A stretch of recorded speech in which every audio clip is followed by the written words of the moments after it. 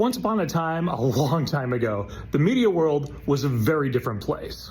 Liberal newspapers fed liberal television networks and wire services, and thus the dominant view of the American world was established and fed over and over and over again.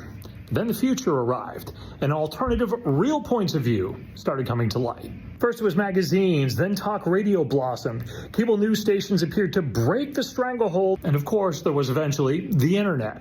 Those in the liberal media watched in dismay, and it turned to fury for having lost the ability to dominate today's media. He could have undermined the messaging so much that he can actually control exactly what people think, and that is our job. And their anger is out on display. Case in point, this New York Times story about the protests in Portland, Oregon, outside the ICE facility.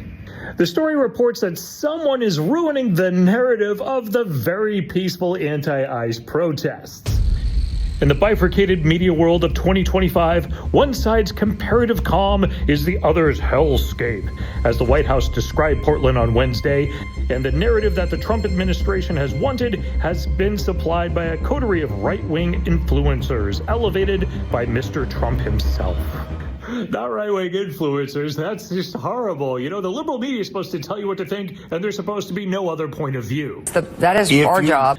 So now the New York Times is bemoaning the work of those influencers who are shaping the guard fight in Portland. Shaping it in the way totally that the leftist media doesn't want it reported. And they're upset about that. What a surprise. So now the New York Times is bemoaning the work of those influencers who are shaping the guard fight in Portland.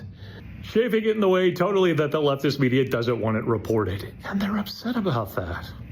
What a surprise.